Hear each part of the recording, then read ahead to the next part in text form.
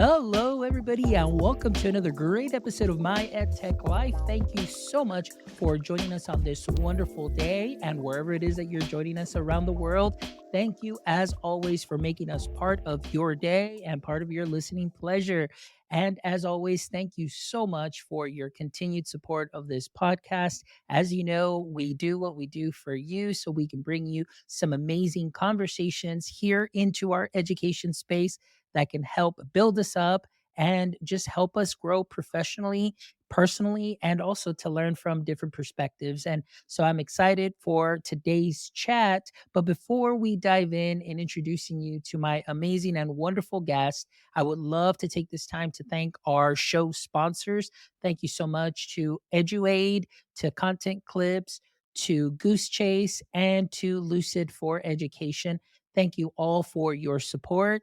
Everything that you have done for me has been amazing, and it has gone a long way to making this show what it is today and bringing you some amazing, amazing content. So, thank you guys. I really appreciate your support.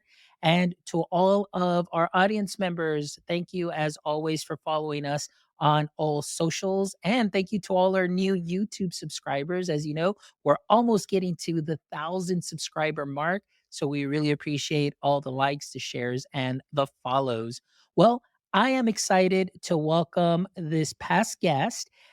Shira Moskovitz has been here on our show before when actually we were talking about Lucid for Education, but now she comes back as a solo guest, and I am really excited about today's topic. But before we dive in, Shira, how are you doing this evening? Great. Thanks.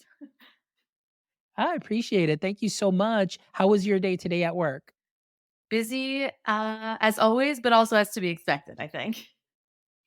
Perfect. Well, same here. I mean, as we know, we're starting off the week, and at least we were coming back from break. I know you guys just came off a break and getting ready for another break in about a month or so, like you were mentioning in the pre-chat. But Shira, for all our audience members who are catching the show live right now and are not familiar with your work yet, can you please give us a little brief introduction and what your context is in the education space? Sure. So I am a New York City public school educator. I teach special education and technology. Um, I'll take it like a step back. I did not start my career in education. I started as a graphic designer. Did like a little web design, really enjoyed it, worked, and I felt like I wasn't vibing. It wasn't exactly lining up with my values. I was doing a lot of photo retouching for sports companies. They wanted to make the fans and the pictures look more beautiful or like just things that just didn't really align with my values. Um, had a good time. And while I was working, I went back to grad school for education. And when I actually interviewed for my current position, I interviewed for 2 roles at the same time, interviewed for the technology position and the special ed position. And I just said to my boss, said, "You put me where you think is best. Like, I don't know this vibe. I don't know the school." And I taught in special ed for 5 years in the school, which I still do now. But I kept thinking back to that technology position that she had mentioned. And I realized that there are lots of wonderful special education teachers. There are very few that can combine this special education and technology side of things. Um, and there's a big need for that. So I ended up making a role for myself that could say the best of both worlds. I combine both of them. I teach tech sometimes during the day. I teach special education sometimes during the day. And I also give tech support. So I provide support and training for teachers other parts of the day. A lot going on. Yes, definitely a lot going on. And you know what, Shira, also, that's very interesting as well. Coming in from a non-traditional education background, same as myself. And so it's interesting to hear, your background in graphic design. So you're already dabbling in some tech there. And then, of course, making the decision to kind of change careers. And still, I mean, to this day, I'm sure a lot of that graphic design and just really the technology know-how has definitely transferred over into your current role, I would imagine, because I mean, we use a lot of technology in the classrooms and so on. And I think that's very important. So that's a really interesting story. And thank you so much for sharing that. because again, it's not often that that I do have a lot of guests that come in with education being kind of that second career like myself, and it's been wonderful. And I know that I have seen your work obviously when you were on the previous show, when we had wonderful educators using Lucid for education. Some of the things that you were doing and through Lucid, for your classroom, and how the way that you talked about that classroom engagement and all of those things really, were phenomenal and amazing. And I know we'll get into that in just a bit, but just being very interesting too for a lot of our listeners listening to the fact that you've got two roles.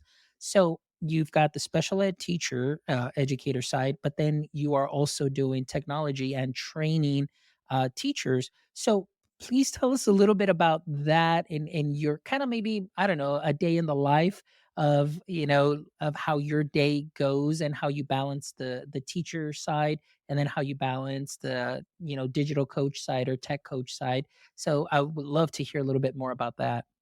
Sure. So I'll just give today as an example. I came in first thing in the morning and I had a special ed class. So what I do now is I'm not in the classroom. Um, Obviously that wouldn't really work out, but um, I have special ed pull out. So when students are struggling with a certain content area, so first period I had a special ed class that I taught fifth grade reading. Next period was my one prep for the day for all of my roles. So I try to get as much as I can done during that time. And then I move into back to back teaching technology classes. So I taught a self contained special education class. So that's a higher needs class. Um, and actually, what I was teaching then was Adobe Express, using Adobe Express to express themselves, no pun intended, but using Adobe Express to express their math thinking um, in a more visual way. Moved on to my next class. I'm teaching Google Slides to a second grade classroom. I have my lunch. And then went in back to teaching special ed math and reading. And then the students' school day ends. And in my school, on Mondays, the teachers have PD.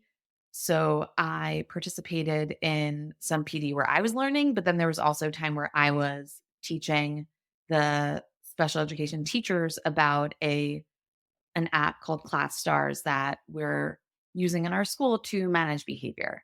So I was introducing to them before I introduced it to the paraprofessionals a following week. And then I went that was my day. That was my jam-packed day. Wow, that is amazing. So just wearing those multiple hats and just keeping track of, really like everything that you're doing throughout the day. And then at the end of the day, after working with students, working with teachers also. And I know that that must be very exhausting. But at the same time, I think the fact that you get to be in the classroom and see how students are working and getting to see their needs is something that is a wonderful thing to have and note, that when you do go work with teachers, you have that insight and you can kind of just say, hey, well, this is what I'm seeing, at least with my students. And it could be something that could be, also for all students as well, that could be beneficial. So I love that aspect where myself, I'm a little bit more removed from the classroom. So really my job is more to like, hey, here's the platform, let's go ahead and roll it out and see, let me show you the great tools that are available, like reports and things of that sort, and how we can go ahead and implement that within their class setting. So very similar in a way, but I'm just a little bit more far removed from the classroom and I work with teachers a little bit more. But that is wonderful and interesting. So tell me a little bit more, at least from your experience and what you're seeing, not only maybe within your school district, but also maybe in general, like from other peers that may be in just in that setting in your city, in your role. What are some of the things that we are seeing that we need to help our teachers with a little bit more as far as professional development?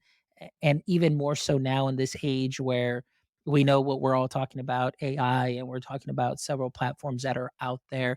So I just want to hear a little bit about your perspective, what you see, and maybe if you have some colleagues or peers that have shared what they're seeing.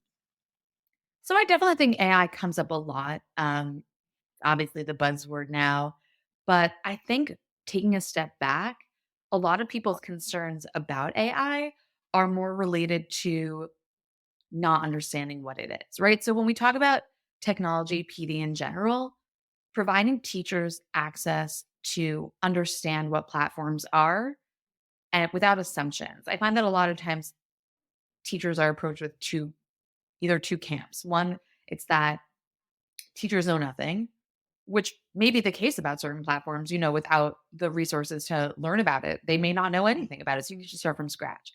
But the other side is that these teachers are millennials. They understand everything. I don't need to explain. I could start from the midway point.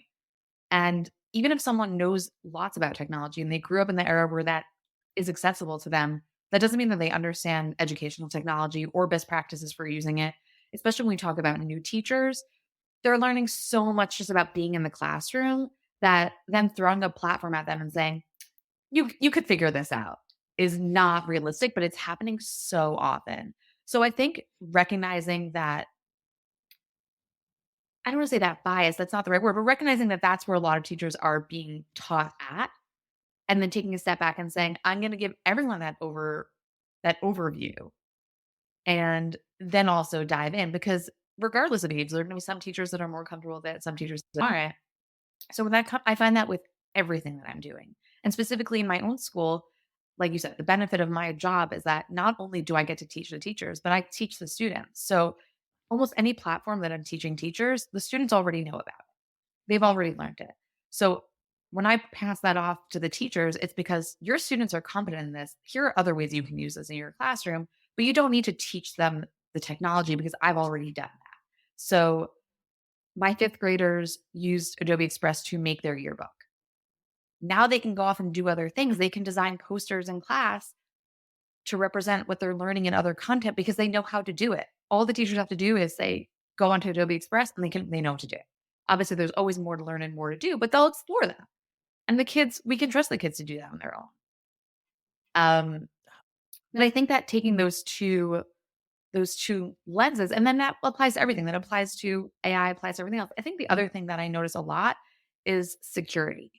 Teachers do not necessarily have enough background knowledge about why we do or don't use certain websites based on security and privacy. And I'm not even just going to say teachers. I've worked with principals in my district that when I explain to them why we're taking certain privacy measures, it's like, well, I don't want to do that. I don't agree with that. I'm like, but your students are minors and their information deserves to be respected and secure. And that's a really hard thing for people to understand. So I think that that's something that is not talked about nearly enough. And that if teachers really have the understanding of what could happen, why this isn't secure, AI or not AI, I mean, like it comes up a lot with AI, but every website, that they may be more engaged in the learning process to find out what is secure. So what can I use? What can I do to make this more secure? And it's just not talked about. It's assumed that it's above the teacher's level and they won't understand what you're talking about. So then they're going to make wrong choices because you're not teaching it to them. Right. And a couple of things that I want to highlight there, and a lot of things that you said, you're absolutely right. As far as even myself, when we see some new teachers that are coming in, it's very different. And you're absolutely right in the fact that even just standard practice should not be like, hey, welcome to our school district, new teachers, and here are the platforms, and okay, you should be good. Like there's this idea of like, oh, they're digital natives, and we say the same thing with students as well. Like, oh no, they grew up, using cell phones and they grew up using iPads. They should be fine. But no, the reality is it's that they're not fine. You still need to go ahead and help them out, and kind of give them instructions as to how to use it and use it properly. And even for new teachers as well, it's like I just, one of the things that I learned is never to assume that they know how to navigate everything quickly, because I mean, even they may come in from different school districts, they're not used to using an LMS that we may be using or a platform. So definitely a lot of variables there. But one of the things that you mentioned too is we know that there will be some teachers that will be those easy and early adopters in a lot of things that will take off. And I quick shout out to Renee Dawson, because I always use this continually. She was on the show and she mentions, she's got teachers that are speedboats, teachers that are tugboats, and teachers that are anchors. She says her speedboats just You just show them the app, the little that you know, and they just take off and they roll with it and they just kind of leave everybody behind. But then you also have the tugboats that'll take it, they'll learn it, and they'll kind of help those other teachers, which she calls the anchors, that might be a little bit more hesitant as far as using the technology, and kind of just, encourage them along and to be able to use that. So everybody's using the technology. One of the things that I love that you mentioned about your role, and honestly, I wish I could probably do a little bit more of that, but just because there's only one of me for a whole entire school district. But I love the fact that the platforms that you are already using with the students are the ones that you're training teachers on. So it's wonderful that the students are already used to those platforms. They're getting very familiar. So even if a teacher goes in there not knowing everything, which is completely okay. And I always say it's okay to not know everything, but the fact that she can learn from her students or his students and so on and so forth, I think that's very powerful too, as well, because now, like you said, you kind of pass that baton along to the teachers and they can easily say, all right, guys, we're going to go ahead and open up, like you mentioned, Adobe, and this is what I need you to create. And the students can be very confident in using that. So I really love your approach and I really applaud your school and school district for, having a role such as this, and the fact that, like I mentioned many times, I would say it's that street cred that of saying like, hey, she's still in the classroom. She knows what she's talking about. Whereas opposed with me that I've been far removed from the classroom because I'm focused more on the teachers. It's almost sometimes they're like, oh, well, you're not in the classroom. And it's just like, I know, I understand, but I was there before and I know it's not the same. And so I think that what you're doing is something that's great and wonderful. And so thank you for sharing that, and also that perspective on, teachers and teacher security. I think that many times we don't have those conversations, and then we know that the school year needs to go by quick.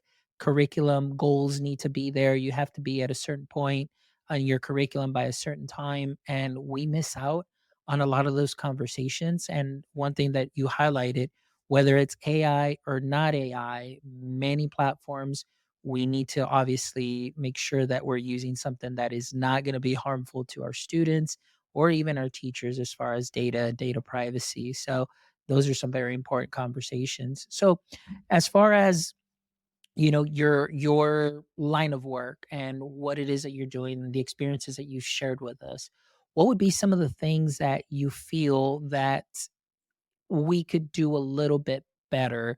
I know you mentioned some right now as far as your observations, but as far as maybe making like, systemic changes within maybe just even a school or mindset shifts, what would be the best approach there that you see can be beneficial to teachers as they work with students and involve the technology as well?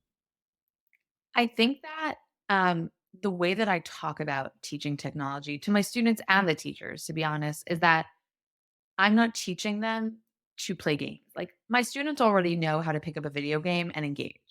We're talking about that higher order thinking skills, whether that's a teacher who's trying to use an assessment tool, they can probably type in a question and get it an answer from a student, but is it going to be the most effective?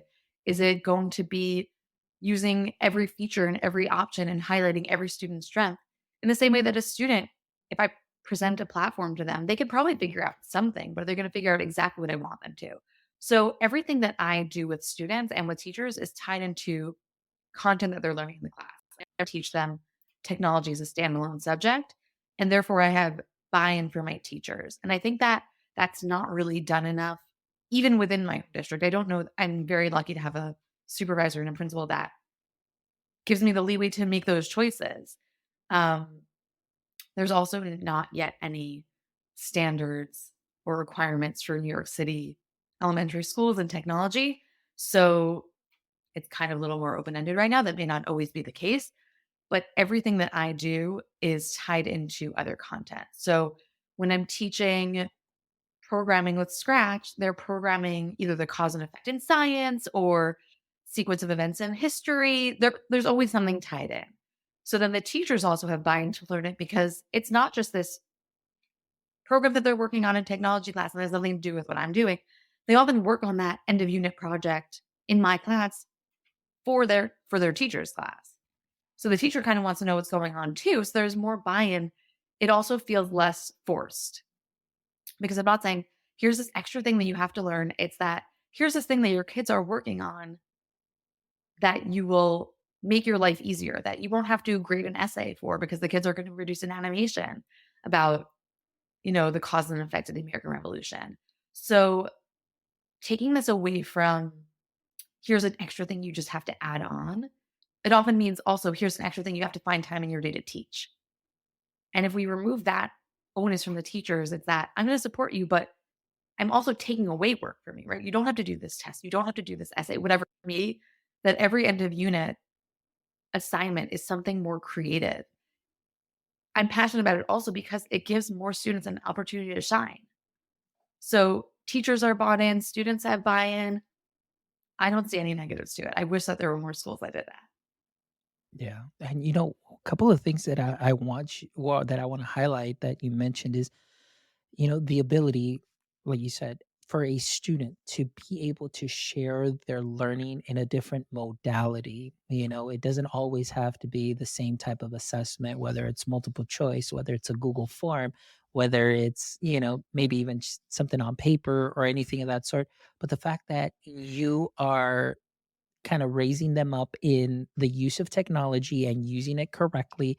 And like you said, it ties to the curriculum that the teacher is doing. And like you said, it to me, it's something that is of a relief that you are actually taking something off of a teacher's plate, because now they can say, hey, you know what, I would love for you or for the student to present that end of unit or end of learning artifact, whether it's a project, whether you can say, hey, maybe code something for me in scratch coding, or using Adobe Express, create a graphic or create the animation, voice animation, things of that sort, where they're still showing that content mastery, but just doing it in a fun way where they are vested in it. And as a teacher, they still have a learning artifact that will meet the criteria of saying, hey, the student did understand the content, and I have that digital artifact here that later on you can add it to a portfolio or show growth. Or if you have some meetings where there may be some parents involved or anything of that sort, interventions, you have evidence of learning, evidence of growth. And I think that's something that's very powerful, because what you're just saying is something that I was doing, 10 years ago when I was still in the classroom. And I found it so beneficial to myself, where I wasn't really grading any papers at all. My students were all active participants in their learning, because I gave them multiple ways of showing their learning, and they were buying into everything. I mean, they knew what we were doing. Some of them started podcasting, some of them did screencasts where they just dubbed over their presentations. Some of them created some amazing things on scratch coding that they, they even for state test prep created some amazing projects where they would stand in front of the Chromebook, and they would go ahead and do a little trigger where there would be like a little sprite there. They kind of point there, and then all of a sudden the sprite would mention some vocabulary words or things of that sort. And so I think that that's something that's very powerful. But the fact that you're helping, and then the teachers can also feel some relief, where again, those different levels of teachers are like, okay, I'm going to be okay, because the students feel comfortable, and they feel now the teachers feel confident that they can go ahead and assign something in a different modality. So I definitely want to highlight that. And you're absolutely right in where I wish that there would be more schools that would be able to do a little bit more of that. But obviously there needs to be a lot more training and a lot more support. But it just seems like for you, the campus that you're working in, they are definitely lucky to have somebody as great as you are to be able to work with students and also bring those same tools to the teachers as well. So that kudos to you for what you're doing and wearing those Yeah. multiple hats there for sure. So I wanted to talk a little bit more, kind of like what you're saying, as far as that project based approach. What would you say would be something that you feel, at least for you, has been possibly an obstacle, that, and maybe if there's a way that maybe you've overcome that obstacle that you don't mind sharing with us, as far as working with teachers and helping them kind of feel comfortable and maybe seeing things that saying like, okay, I don't necessarily have to give an essay for that. Have you had to kind of, I don't want to say battle it out because that I don't want to use that type of language. So scratch that. But just, I guess you would say just maybe find some resistance, I guess, in kind of changing things. So what has been your experience and how have you overcome a little bit of that? I think there's always going to be resistance no matter what you do. This is not just in education, right? In any field where something has been going in the same way for a really long time, radically suggesting that we do something entirely different, that's going to be hard for people. People who really didn't like that system to begin with are going to be your early adopters. And the people who are more resistant are the people who are A, not as comfortable with the technology, B, maybe have been teaching this same unit in this same way for a really long time. And me suggesting any changes is like saying, throw this unit out altogether. So I think showing people that I'm not asking them to change their teaching at all. And I'm also not taking away those skills that the previous assessment might have required, right? Although multiple choice questions come up never in real life, um, I still see the value of preparing students for the eventual multiple choice questions they might encounter later on in school. And as an elementary teacher, we're more talking like in middle school. Maybe they're going to have state tests or they have state tests in the lower grades that in elementary, I'll take that back. I teach K through 5. In New York State, they only have state standardized tests starting in 3rd grade. So a second grade teacher might not feel the same responsibility that a 3rd grade teacher does to teach those types of skills. I'm not taking away any of those skills. There's still space for them. It just may not be in every unit.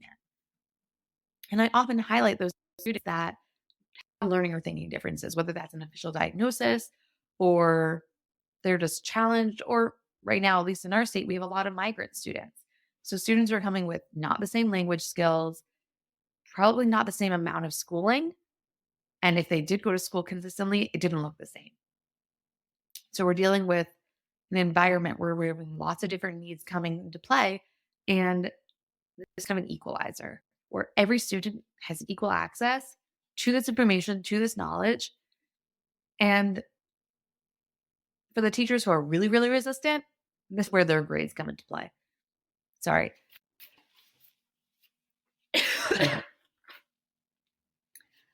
I find that the teachers who are more nervous that this is going to somehow impact them or impact their trajectory, their students, their grades, their ratings.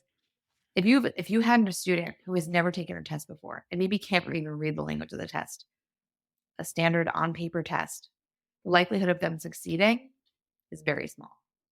But if you hand them an assessment that allows them to access it without necessarily a language barrier or less of a language barrier, without the assumption that they've sat for a 45-minute test before, and you allow them to work through it as a task rather than this stereotypical assessment, you see a lot more passing grades.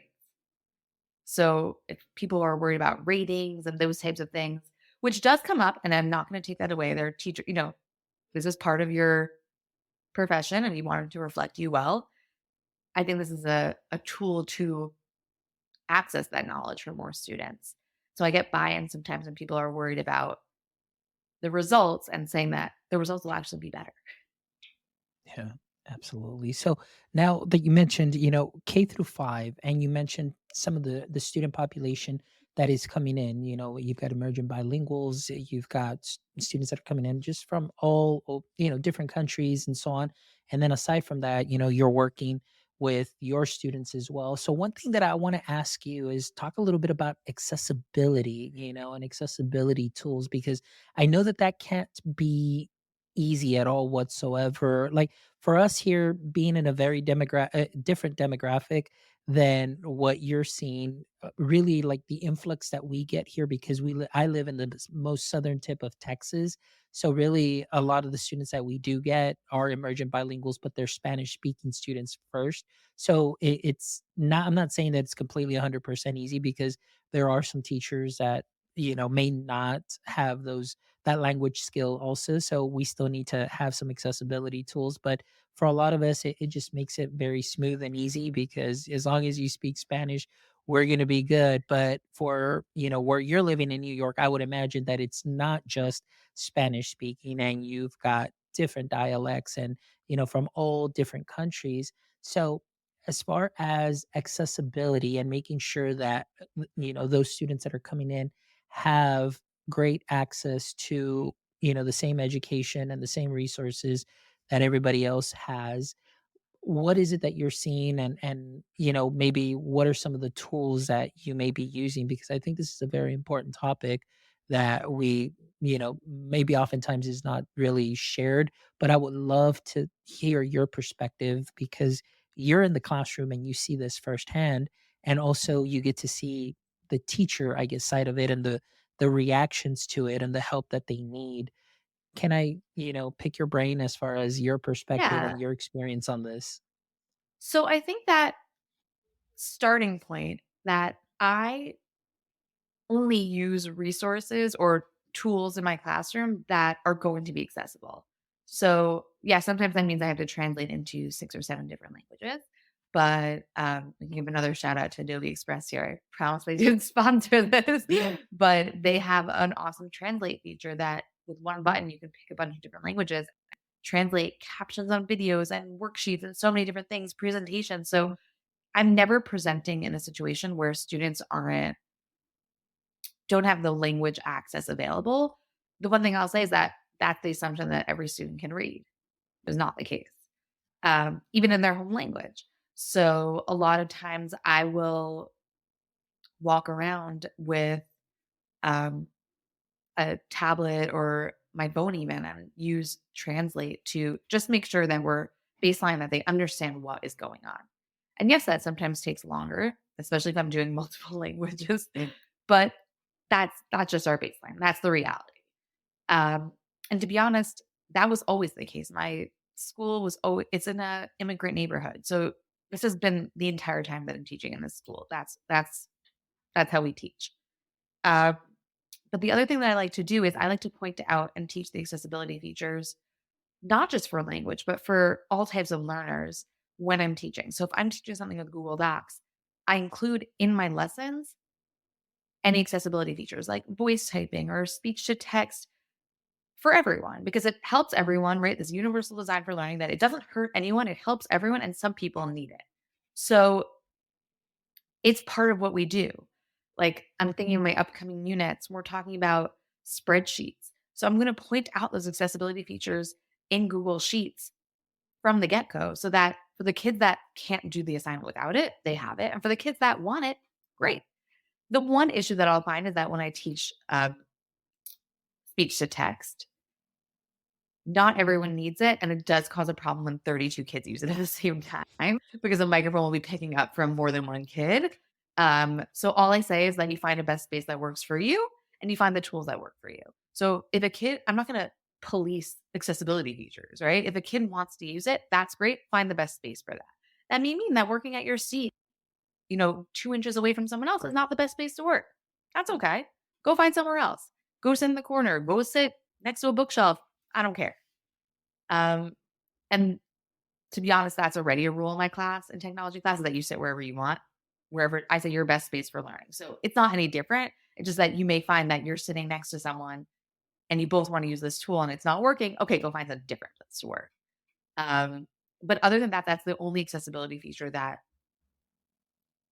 I don't want to limit access, but has caused, some logistical issues. Otherwise, every accessibility feature, everything that every tool that I provide, it's embedded into the lesson for everyone, specifically so that there's no singling out, but also because a lot of times people don't even realize that they might benefit from a tool.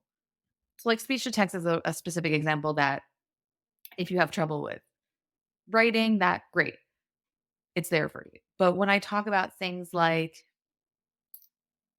I'll throw in the AI buzzword. When I talk about executive functioning, so some people have a diagnosis of ADHD and they know that they struggle with executive functioning. We talk about breaking down a task and you can use AI to break down a task for you. But not everyone with an ADHD diagnosis, not everyone, I'll say this. Some people who don't have an ADHD diagnosis also struggle with executive functioning, and they may not even realize it until they use the tool to help them. And now, we radically change their outlook. And if we gatekeep this by just saying, oh, only if you have a diagnosis can you have access to this information, that just seems so silly. So when I teach things like that, I teach it to everyone. And that is, again, a privilege of my job that I have that opportunity to teach all the students. And then when my students with a diagnosis come to my class, I can then reinforce it with the kids that may need it more. But I don't know that I find accessibility to be a thing that should be limited by our demographic. Yeah.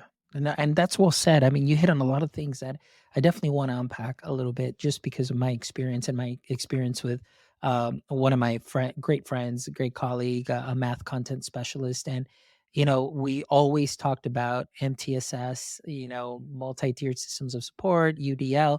And you hit on so many things here that I remember I had a past guest too. We were talking about accessibility tools, and then I was doing just some research and looking on LinkedIn, and then all of a sudden I see an article stating, how even students at a university level, whether they need a tool or not, they're still using something like speech to text, or they're going from text to speech, just audio supports and things of that sort. Where oftentimes, I guess because of state testing and certain restrictions, I think there's a mindset where a lot of teachers are like, "Oh, no, no, no, no. That student does not require this specific support, but we're only going to turn it on for those specific students." Where I'm very much like you, where I believe it's like, hey, if you turn it on for everybody, it's going to benefit everybody. And the goal is like, I've had Katie Novak here on the show, and she's like, the UDL queen, but she's always said, it's having these tools there. It's not to necessarily make the students completely dependent on this, because there may be students that may need it one day, or maybe they prefer something else another day. But the goal is to kind of wean them off of some of those tools, and then really just at the end they're going to be using the tools that they really need. And then the students that really don't need those supports, they've got different ways of being able to learn, different tools at their hands, and so on. And I absolutely love that, just being able to open up for everybody, to give every student an equal opportunity to learn, whether it's through for language or just listening supports, things of that sort, or even just tools that can help, with overlays, colored overlays, little, just that for the reading supports and things of that sort. I feel that, many times we hear there's a mentality again, no, we're only going to use it for these particular students, and you're singling a student out. And then obviously sometimes there's like a stigma of like, you have to use that and I don't. And it causes so many issues, and I'm not a big fan of that. And then also here we definitely need to educate many teachers here, where if you are not using a certain tool or a certain manipulative in your tier 1 support, then your tier 2 support, when that student gets a pullout, they're not going to be able to use that tool according to the state test. So teachers also have to, get that proper training on, using math manipulatives, because you have to implement them in your tier 1 in your curriculum, and then tier 2 can do that additional support, and then they can be used on a state test. So there's a lot of different things that here in Texas, and I'm sure state testing in different states, they all have their little nuances that you really have to meet, and certain criteria that you have to meet. And but I love that you said that even though a student may not need the support, why not allow them to use it? And that's what I've always been a fan of. Like, my classroom was very much like yours that you describe, where hey, you can go sit wherever you want. If you need to record, if you need to go into the hall, go ahead and record, or if you need to go to the corner. I remember one year I got some of these boxes that I have here for my bookshelf. And then those little boxes I just kind of fold. And then I bought really big roll of like mattress padding that looks like the eggshell mattress, and then I just kind of lined them with that, and then they get in there with their little iPads or Chromebooks, and then it was kind of like a little mini sound booth, so they can go ahead and record a little bit more quietly and so on. So sometimes it's just getting creative with those things, and being able to put it in the students' hands. So I love what you said there. So I'm thankful that you do share a lot of those things. And big shout out. I know Adobe Express is not, I promise you, they're not endorsing this, but big shout out to them because of those wonderful tools where you can go ahead and instantly be able to translate, captions too as well. That's one thing that I love translating. And then of course, like you mentioned, the text too as well. And it's just wonderful how you can choose. You've got one graphic on there and you just click on all your languages and boom, in a matter of seconds, you've got, different languages all there lined up for you, and a great piece to communicate with parents too as well. One thing that Yeah. you mentioned too, also the assumption of, thinking that students can read, as well, coming in from a different country.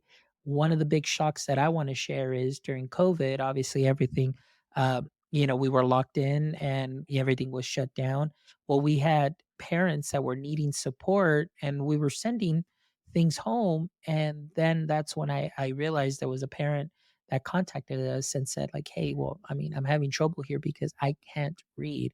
We never thought about that either, where there might be some parents that may not be able to read. So how are we as a learning community and as this campus or a school or a district reaching out to them and helping, provide supports for our parents as well, so there can be that communication from home to school and school to home. So definitely a lot to unpack there for sure.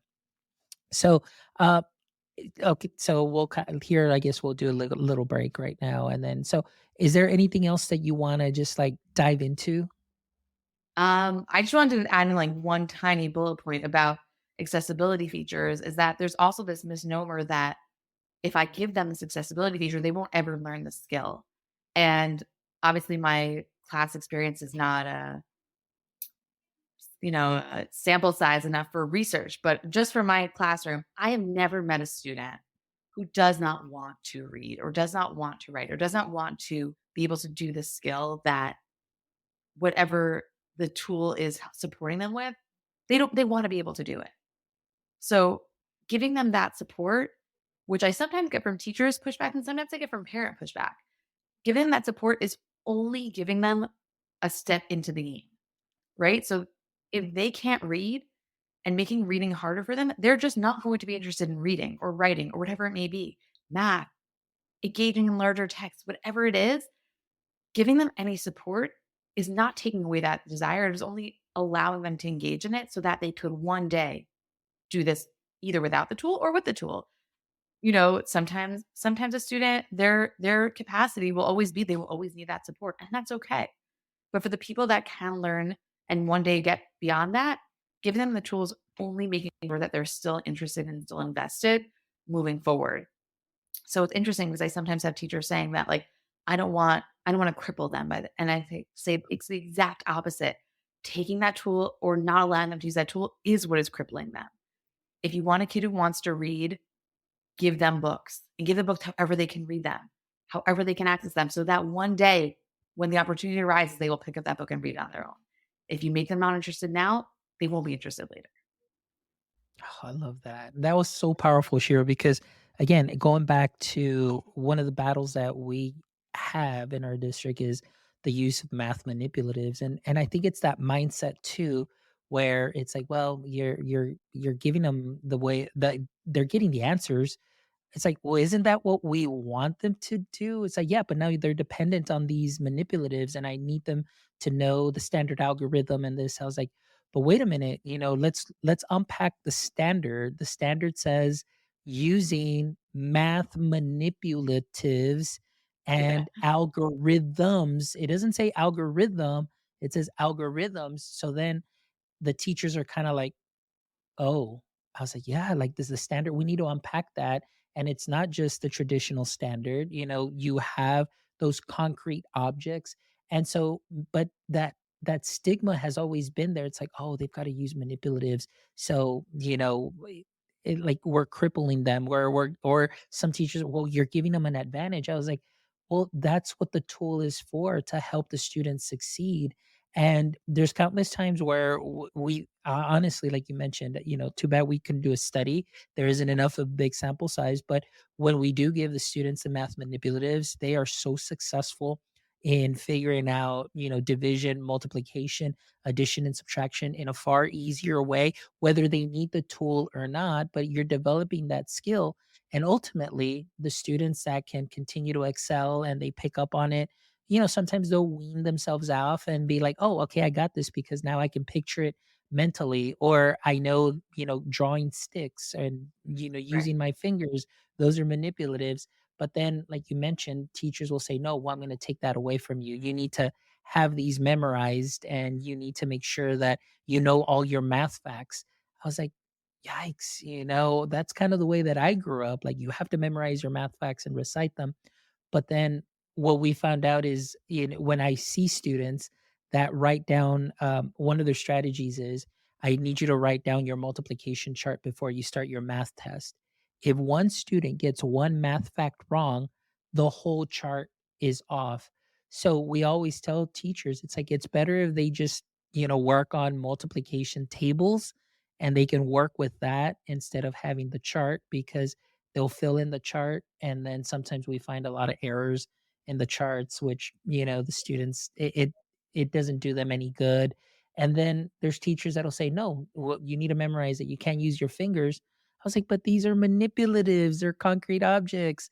So again, going to that, I think it's just that mentality. And I think there definitely needs to be more professional development and just understanding that, giving access and being able to have access to these tools to help a student be successful. I mean, that's the whole point. We want them to pass. We want them to feel encouraged. And like you mentioned, it's not that they're not going to want to solve the tasks anymore because they have to use the tool. They actually want to solve it, want to continue to learn. So I think that was so well said. And that's going to be an awesome soundbite. And I can't wait to cut that because that's wonderful. Uh, I think also we have to think about their real life. mhm. What does their life look like? Are they gonna walk around and start writing out all the multiplication or anything, you know? We have to prepare them for a life, and maybe 20 years ago, no one could imagine saying this, but yes, they will walk around with a little tool in their pocket that will do speech to text for them. So at the end of the day, if that is how yeah, if that is how you get them to read and engage with text, that is okay because they will have that resource with them forever. We don't go anywhere without our Yeah. phones. So I don't think that it's so terrible to say that if a student's capacity is only to ever read with the support of technology, great. Now teach them the technology and they will go and read everywhere. Yeah. If you take that away, you say, "Please don't read anywhere." Like, come on. Oh, I love that. Well, Shira, this has been an amazing conversation.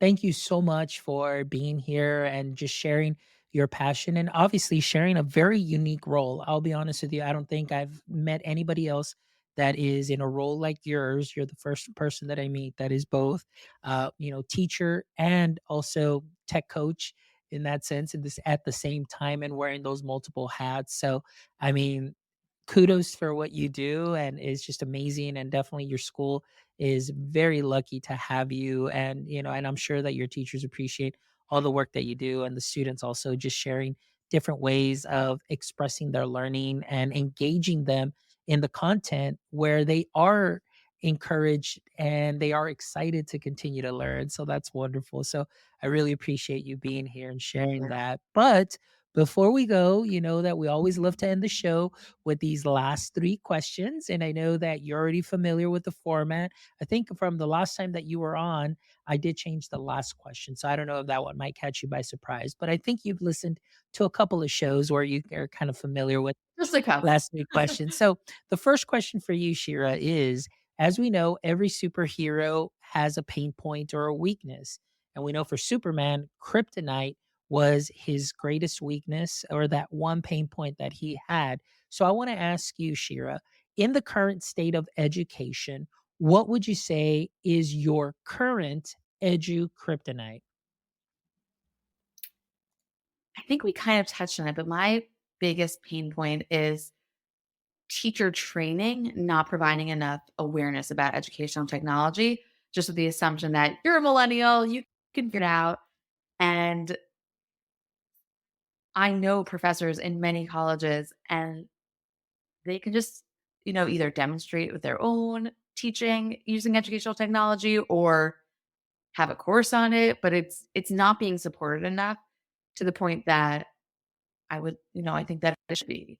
that we should have every teacher coming in, every pre-service teacher feeling comfortable, not necessarily with everything, but have some tools in their back pocket to come into teaching using. I don't know that we're good at just yet. I love it. Great point. Thank you so much for sharing that. All right, question number 2. If you could have a billboard with anything on it, what would it be and why? I think that from the last time I was here, is it okay if I use the same one? Because Yes. I'm still a firm believer. It's something I've always said to my students, but I feel like now, just given the state of this world, I've always asked my students to respect and protect students who look different than them. And you just need to teach them to embrace people who do things differently. And if they can just approach with questioning and with positivity rather than negativity about someone's difference, whether that's how they look, how they speak, how they act, how they practice anything, the world will just be a better place. So I hope for that for my students and for anyone else on this virtual billboard. Go for it. Love it. Love it. Thank you so much. And the last question is, do you have a favorite activity or hobby that you wish you could turn into a full-time profession? I'll say that I think I used to say, like, I wish I could teach teachers more technology, but it kind of became my job. So maybe there's space for that to be, a different ratio of how much I'm teaching students to how much I'm teaching teachers. Because right now it's definitely heavier on the student side. Maybe in the future that'll look differently. But I think right now I'm kind of, straddling these two worlds and trying to make that dream a reality. There you go. All right, that's pretty good. Well, my friend, you are doing some amazing work in both worlds. Again, I know I know I've said that probably multiple times throughout the show, but it really is true, and just really the passion that you share, that you have, and that really just comes from your shares is definitely obvious that you are in the right place and you are just doing some wonders. And hopefully, like you said, now that you're straddling both worlds, who knows what can happen and that ratio can change. But the fact that you are where you're at right now and you're doing some great work, it's definitely, I don't think it's a coincidence at all. And I just wish you the best, and just continue doing what you're doing, my friend. And also, publicly, I want to thank you so much also for your support for this show, because I know that I see your Instagram stories, and then you put like, hey, look, what am I doing during lunch? And you've got a little bit of the podcast and things of that sort. So, Shira, thank you so much for your support. It really means a lot. And thank you so much for coming back as a solo guest as well. And as always, like I tell all my guests, you always have an open invite. So, whenever you'd like to come back, maybe some things change. Within 4 months, 6 months, big things happening, or if we just want to continue the conversation, just feel free to reach out at any time, and we can definitely make this happen. So, thank you so much for being with us tonight. And for all our audience members that are checking this out live on the replay, please make sure that you go visit our website at myedtech.life, where you can check out this amazing episode and the other 200 plus episodes that we have. I promise you, we have a little bit of everything for you, where you can go ahead and find some knowledge nuggets and sprinkle them onto what you are already doing great. So, thank you as always for all of your support. Please make sure you follow us on all socials at My EdTech Life, at My EdTech Life. And also hop over to our YouTube channel if you haven't done so yet. Give us a thumbs up, subscribe. We would definitely appreciate it. And as always, my friends, until next time, don't forget, stay techie.